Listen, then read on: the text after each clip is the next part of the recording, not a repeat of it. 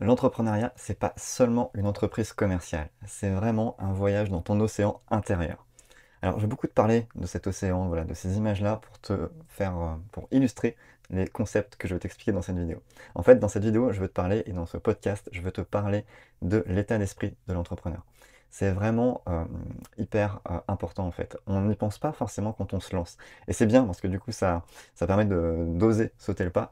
Mais c'est vraiment une compétence d'état d'esprit qu'il va falloir développer tout au long du développement de ton activité.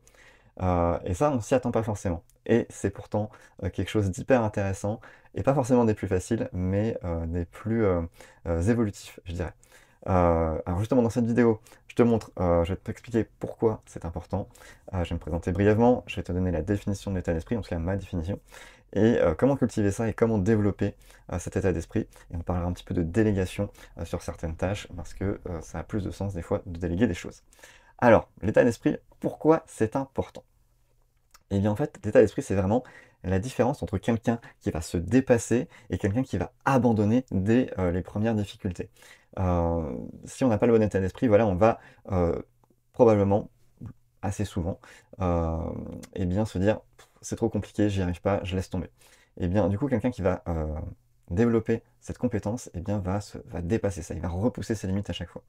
C'est vraiment aussi la différence entre quelqu'un qui va arriver à bon port et quelqu'un qui va se perdre en mer ou qui va vite rentrer au port. Peut-être que si tu es salarié et que tu as envie de te lancer dans l'entrepreneuriat, tu vas, du coup, c'est bien, on peut jongler entre les deux au début, c'est normal.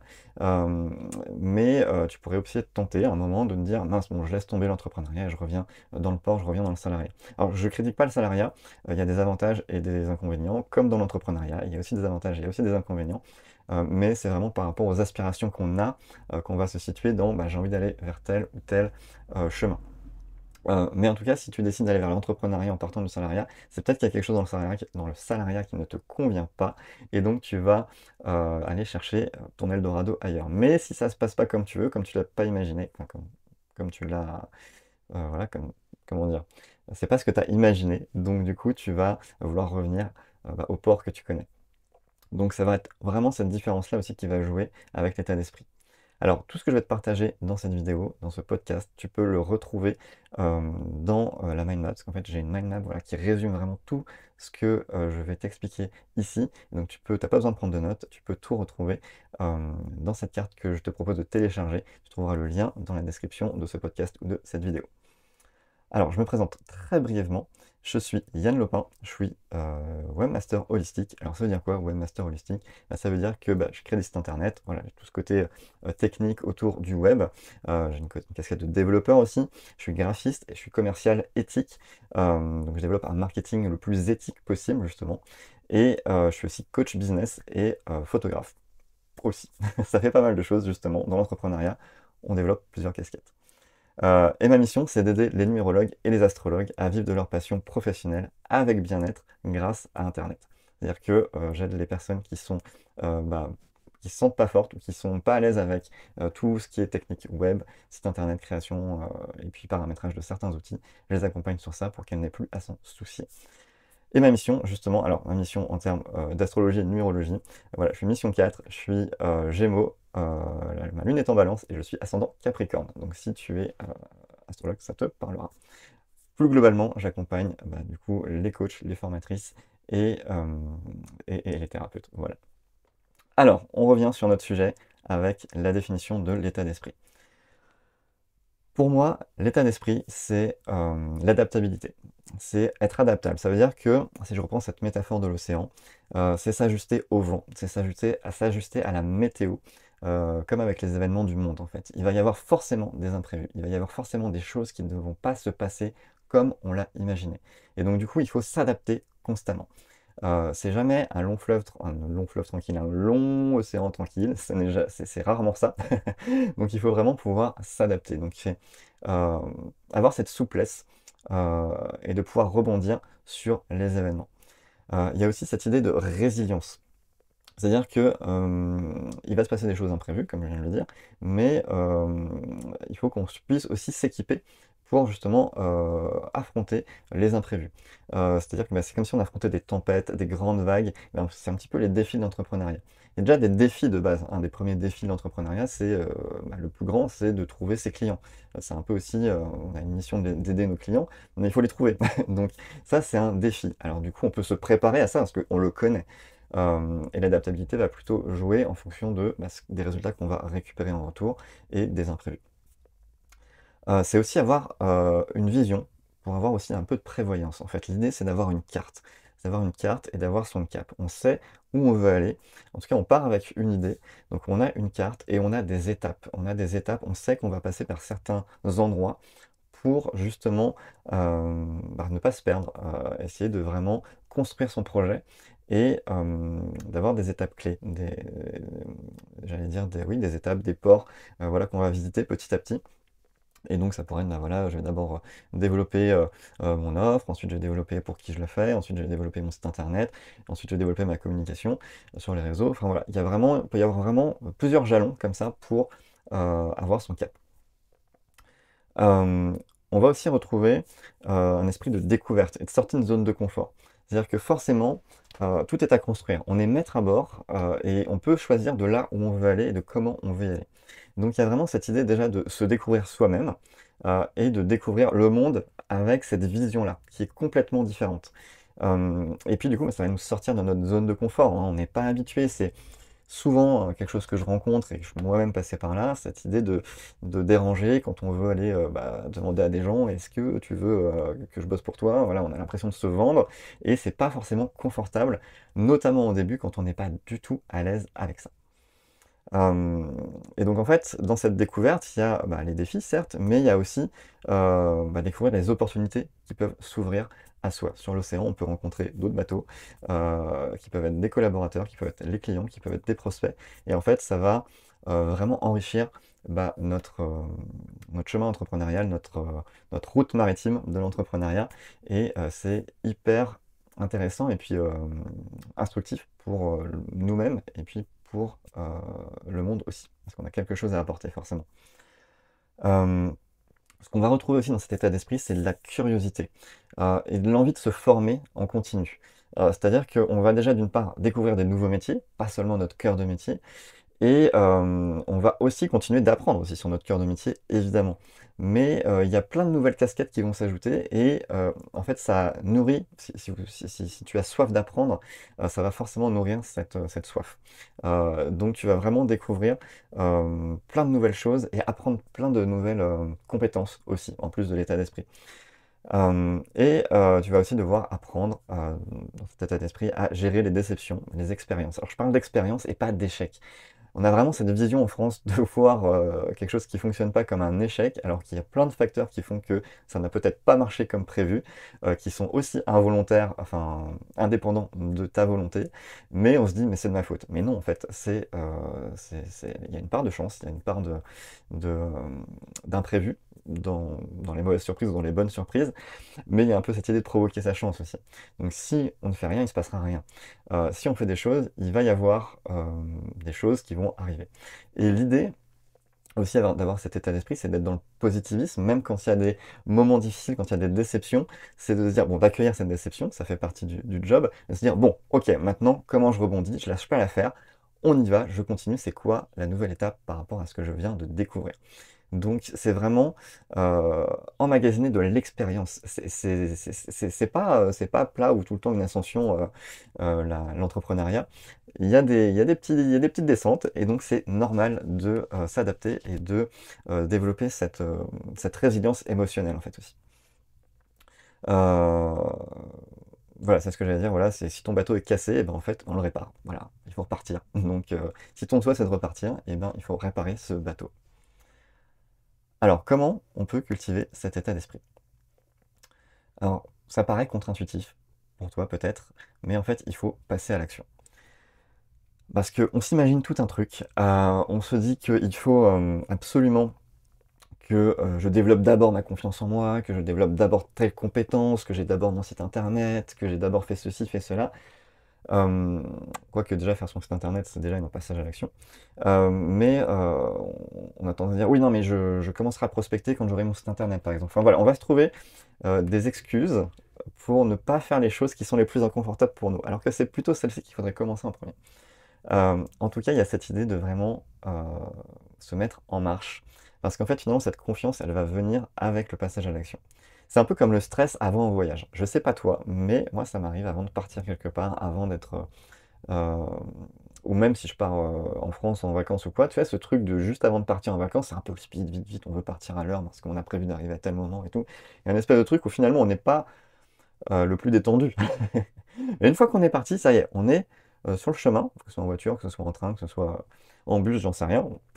On dit: «Ça y est, je suis parti, c'est bon, je suis sur la route» et il y a un truc qui redescend. Maintenant, tous les préparatifs sont faits, ce sera advienne que pourra et il y a un truc qui redescend et on commence à entrer dans le voyage. Et bien, c'est un peu ce moment-là et c'est ce moment où on est un peu plus détendu, on va être plus ouvert, on va discuter avec notre voisin, dans les transports, on va s'ouvrir aux enfin voilà, on va beaucoup plus s'ouvrir, on va avoir un état d'esprit beaucoup plus ouvert. Et bien, du coup, c'est vraiment un peu la même chose. Ça va permettre d'avoir des premiers résultats, des premières rencontres, le voyage va commencer et en fonction de ces résultats, on va, y aller petit à petit et on va de plus en plus se sentir en confiance. Moi, j'ai voyagé, dans des pays, de cultures complètement différentes, notamment en Inde. Au début, quand j'ai commencé à voyager tout seul, c'était la panique. D'anticiper ce trajet tout seul, c'était la panique et une fois que j'ai commencé à le faire petit à petit et ben, en fait, j'ai arrêté de stresser et j'étais vraiment heu, dans une mise en confiance et ensuite après j'étais très, très bien, quoi et donc c'est vraiment je pense, vraiment un bon parallèle avec l'entrepreneuriat. On y va petit à petit, mais il faut mettre la machine en route. Et donc, pour se mettre en confiance, justement, et bien voilà, hein, c'est la boucle, hein, il faut passer à l'action. Voilà, pour justement te donner envie de continuer à avoir des premiers résultats. Sinon, ça reste dans la tête, ça, il n'y a rien de concret et il manque quelque chose. Il manque ce truc d'aller plus loin et donc cette confiance qu'on développe en passant à l'action. Et de passer à l'action, en fait, ça donne aussi, ça crée aussi des opportunités, en fait. On envoie des messages, alors je sais pas si tu es porté un peu sur l'ésotérisme, voilà, ce genre de pensée, mais ça envoie des messages dans l'univers, si je puis dire. Après, tu mets les mots que tu veux derrière, mais il y a ce truc où ça rend des choses plus concrètes et il y a des choses concrètes qui nous reviennent, dont des opportunités, dont des rencontres, qui font qu'on va justement pouvoir développer notre activité. Parce qu'elle se développe pas tout seul dans notre coin. Un peu de temps en temps, un peu au début, on fait des petits allers-retours dans notre cabine de capitaine, voilà, on refait les plans, on est sur la bonne route, tout ça, on envisage des choses, mais après il faut ressortir sur le monde. Et donc c'est vraiment ce que je te propose, heu, en développant, voilà, cette mise en action. On va créer des opportunités. C'est un peu comme, bah, tu es en bateau, tu arrives à une embouchure tu es sur l'océan, puis tu arrives à l'embouchure d'un fleuve et en fait, et ben, si tu remontes le fleuve, tu vas découvrir tous les affluents. Alors que si tu restes, à l'embouchure et ben, tu sais pas qu'il y a tous les affluents. Il y a plein de possibilités d'exploration et si tu restes, voilà, dans ta zone de confort et ben, ça, tu les découvriras pas. Donc c'est vraiment cette idée d'aller explorer et pour explorer, il faut se bouger, donc c'est de l'action. Heu et ensuite comment, garder cette confiance aussi? Parce que dans ces moments, voilà, dans les tempêtes, quand on vient d'essuyer une tempête et en fait le mât il est cassé, il y a un trou dans la coque, comment on fait? Eh bien, c'est de se rappeler de ses victoires aussi. C'est de se rappeler qu'on a réussi à réparer le bateau. C'est de se rappeler qu'on a pu aider ces personnes-là. C'est de se rappeler tous les retours positifs qu'on a eus par rapport à la mission qu'on s'est fixée et de se dire qu'en fait ce qu'on fait, ça sert pas à rien, ça aide des gens, on est vraiment investi d'une mission et c'est de se rappeler cette mission. C'est pour ça que cette mission, dans la réflexion qu'il faut avoir au début, c'est vraiment de s'ancrer vraiment là-dedans pour s'en rappeler en fait. C'est vraiment, un peu comme le héros, dans les films, ou l'héroïne, voilà, qui est vraiment, un genou à terre et qui se remémore vraiment tous ces trucs, voilà, ça revient des tripes et d'un seul coup, bam, elle revient, alors c'est très version américaine ça, mais tu vois ce truc de, en fait, c'est bon, j'ai retrouvé le cœur battant et j'y vais et je répare mon bateau et j'y retourne et je me rappelle ma mission et je remets tout en œuvre pour l'accomplir. Donc ça, c'est vraiment hyper important d'avoir un petit peu cette, j'allais dire cette boîte d'urgence dans les moments difficiles. Et puis voilà, parce que comme je disais, garder sa mission en tête, c'est se concentrer aussi sur, ton audience et pas sur toi. C'est-à-dire que, quand on est un peu dans le bas aussi, souvent on se dit des fois: «Oh là là, mais je suis nul», enfin on a tendance à se rabaisser, à se dire que ça sert à rien ce qu'on fait, qu'on est mauvais en fait. Voilà, on se flagelle, alors qu'en fait, si tu changes d'angle et que tu te rappelles en fait pourquoi tu le fais, que tu te concentres sur ton audience, sur ton client idéal, tu te dis: «Attends, comment je peux l'aider en fait? Comment je peux l'aider différemment? Ce truc-là, il a pas donné le résultat que je voulais, comment je peux l'aider différemment? C'est peut-être pas le truc que j'ai imaginé dont il a besoin. Comment je pourrais l'aider autrement?» Et on essaye différentes choses. Et quand on reprend ce décalage et qu'on se recentre sur notre audience, sur notre mission, eh bien notre énergie, elle change. Elle est plus sur nous en mode autoflagellation, elle est sur notre client idéal, comment je peux l'aider. Et ça fait un bien fou en fait. Ça nous remet en selle, ça contribue justement à retrouver cette motivation.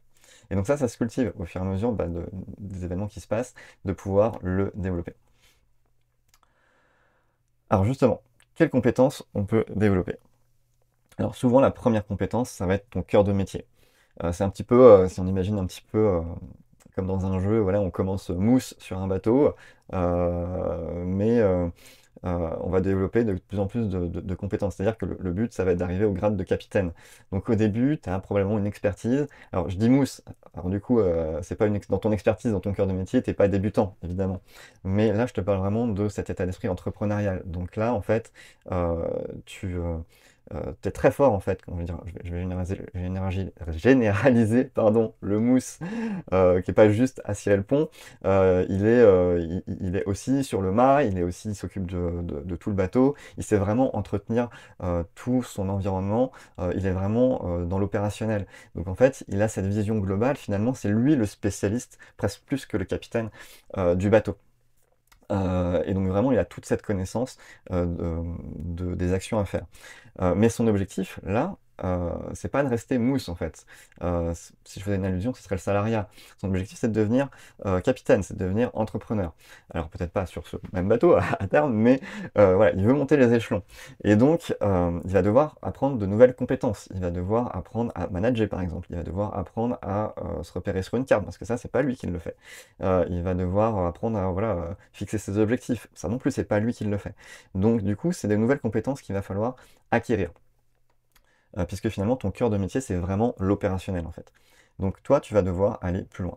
Tu vas devoir élargir et tu vas devoir justement communiquer sur ce que tu proposes. Donc ça veut dire créer du contenu. Le contenu, c'est fait pour éduquer ton audience, lui apprendre des choses, mais c'est aussi pour te vendre. Ah, ça c'est la partie qui est moins confortable, certainement pour toi. C'est comment aussi bien communiquer, entre guillemets, et faire passer l'information. On peut utiliser ce qu'on appelle le copywriting. C'est une façon de parler alors qui est dite persuasive, mais en fait les gens se perçoivent eux-mêmes, mais c'est vraiment une façon de leur montrer les avantages, les bénéfices qu'il y a dans ton message ou dans l'action que tu proposes d'effectuer après l'écoute ou la lecture de ton message. Donc c'est vraiment des petites techniques basiques, mais qui vont en fait bien présenter les choses. Finalement, le copywriting, c'est un petit peu comme à l'école, voilà, on te dit intro, développement, conclusion, et ben là on va faire les choses un peu différemment. Euh, mais du coup, c'est une autre technique d'écriture. On va dire d'écriture au sens large, hein, ça peut même être dans une vidéo. Et puis le marketing, du coup, ça se rejoint, ça se regroupe. Le marketing, c'est probablement quelque chose qui te fait peur, qui te rebute, que tu vois ça d'un œil très mauvais. Et pourtant, c'est un outil. Et en tant qu'outil, il peut être bien utilisé ou mal utilisé. Et en tout cas, moi, dans la façon que j'ai de l'utiliser, j'essaye de l'utiliser de la façon la plus bénéfique possible pour accompagner mes prospects et mes clients.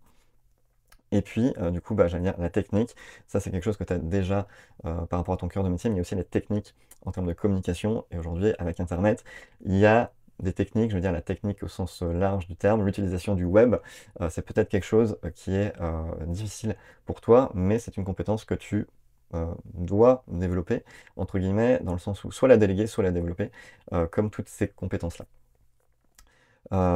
Et tu dois aussi du coup développer ta collaboration et ton leadership.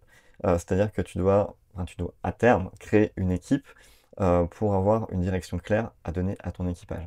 L'idée c'est que tu vas petit à petit te concentrer vraiment sur ton cœur de métier. Et justement, j'en arrive à la délégation de tâches. Alors justement, pourquoi déléguer? Le capitaine, il n'est pas partout, il n'est pas sur les voiles, il n'est pas en train de les faire descendre, il n'est pas en train de briquer le pont, il n'est pas en train de réparer la coque. Le capitaine, lui, il gère d'autres choses. Il a son esprit qui est tourné vers d'autres problématiques, il a une autre charge mentale, dont la responsabilité de son équipage. Euh, et, euh, et donc l'idée, voilà, c'est de la ramener à son rôle aussi, à lui. Euh, mais il va utiliser toutes les personnes qui sont à sa disposition pour accomplir sa mission. Aujourd'hui, par exemple, si je reviens sur la technique web, c'est un gros challenge. C'est un gros challenge pour toi parce que ça peut être long à apprendre, tu n'es peut-être pas à l'aise avec, par exemple, et ça t'éloigne de ta mission. C'est-à-dire que passer des heures à créer tes pages web alors que c'est pas là où tu es le plus utile. Là où tu serais le plus utile, c'est pour écrire le contenu qui va aller sur tes pages web. Et bien du coup, c'est vraiment intéressant. Alors, soit si tu es motivé, que tu as un esprit geek, bah, d'apprendre. Si c'est pas le cas, de déléguer cette partie-là. Ça fait partie peut-être des tâches qui sont vraiment très dures ou très difficiles à faire juste par toi-même. Par exemple, te former sur le copywriting ou le marketing, ça peut être quelque chose qui est plus accessible, dans le sens où c'est plutôt intellectuel. Mais la mise en pratique est plus technique. Et donc justement, c'est quelque chose que tu peux donc soit t'en former, soit... euh, oui, alors oui, quand je disais ça t'éloigne de ta mission. Ta mission à toi, c'est d'informer et d'apporter de la valeur à ton audience. Et d'être finalement dans ton cœur de métier, dans le fait de parler de ce que tu fais. Et tu devrais laisser ça aux autres pour le mettre soit sur ton site internet, soit configurer ton site internet, soit t'aider à paramétrer tes réseaux sociaux. Je sais plus ce que j'allais dire avant, mais c'est pas grave, ça me reviendra peut-être un petit peu plus tard. Donc l'objectif dans ce cas-là, si tu délègues, c'est de trouver un second qui touche à tout. Donc tu vas commencer à te créer ton propre équipage. Un équipage, ça commence à partir de deux, hein.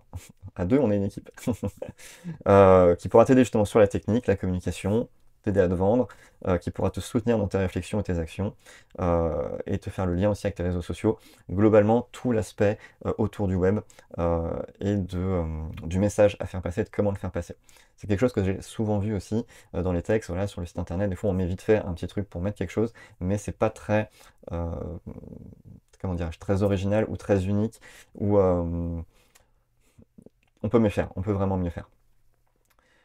Du coup, je vais pas m'étendre dessus, mais pour que tu le saches, j'ai une offre qui s'appelle Happy Web Illimité qui me permet de t'accompagner sur tout ça et de devenir ton second si tu veux. Je te mets le lien, tu pourras aller voir la page de vente pour en savoir plus. Alors, pour résumer, l'entrepreneuriat et l'état d'esprit, globalement, qu'est-ce que c'est? C'est un grand voyage. C'est un voyage qui va te faire sentir vivante, avec ses hauts, avec ses bas, mais qui va vraiment ouais, te remuer, quoi, qui va faire que tu te sens dans l'action, que tu te sens vivante. Voilà, c'est ça. Je crois qu'il n'y a pas d'autre mot pour l'instant. Ça va t'amener à te dépasser, en fait, à repousser tes limites, à te montrer que tu es capable d'aller beaucoup plus loin. Et en ça, voilà, c'est vraiment un voyage en tant que tel par rapport à ça aussi. Et ça va te permettre de rencontrer le monde, du monde et le monde aussi, et de te rencontrer toi-même aussi dans cette nouvelle casquette. Et puis ça va te permettre de vivre tes rêves. Alors ça fait un peu cliché comme phrase, parce qu'après dans tes rêves, tu peux mettre un peu ce que tu veux.